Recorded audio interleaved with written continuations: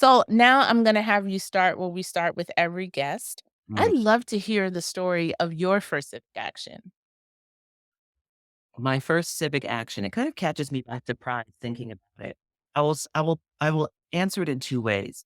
When I was in elementary school, I was in elementary school in Queens. I grew up in Queens, New York. I was bused to school from kindergarten through through the sixth grade, and I remember that there were various racial incidents in my elementary school. Now, the school was integrated. Black kids were bused into a white school in Flushing, New York. We came from Jamaica, from South Jamaica, New York, and we were bused into the schools in Flushing, and it was a great school. I had a fantastic public school experience in New York. But I remember in elementary school, there would be these, instances usually involving teachers or the librarian or where we felt in some way that we were being slighted.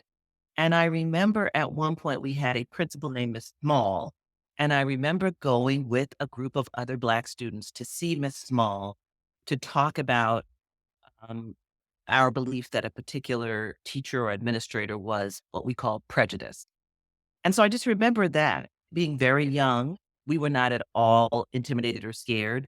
And part of it was because we were in a group. It was like three or four of us, and we went in together. I remember her seeming deeply skeptical, this white principal, of our account, but we felt we had to say it anyway.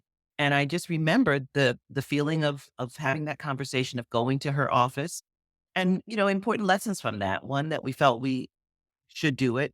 Secondly, that we knew to do it in a group. Thirdly, that she listened to us.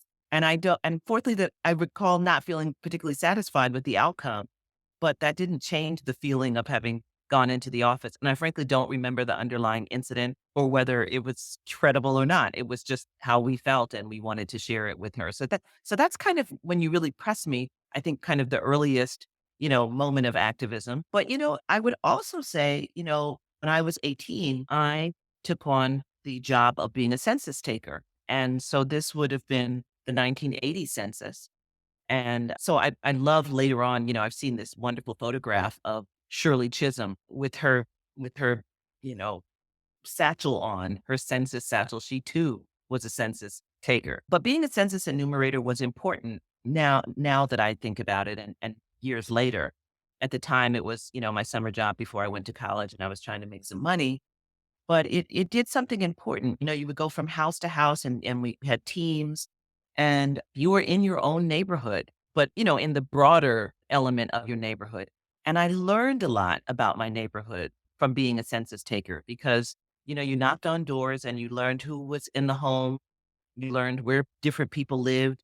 You learned that you really do need feet on the ground to do the census properly, because sometimes there are places where you wouldn't imagine someone lives, but they do live there. And, neighbors help you, figure out where you should go.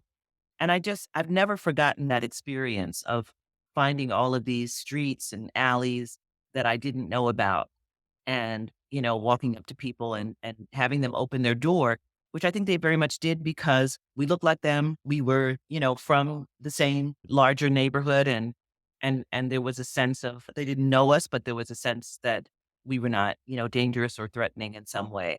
And so I've taken that experience with me through my voting rights work and through our advocacy around the census and the importance of having a cohort of census takers that reflect the communities that they're going to enter to try and do the enumeration, and also about what you learn about your neighborhood when you're engaged in that kind of action on the ground.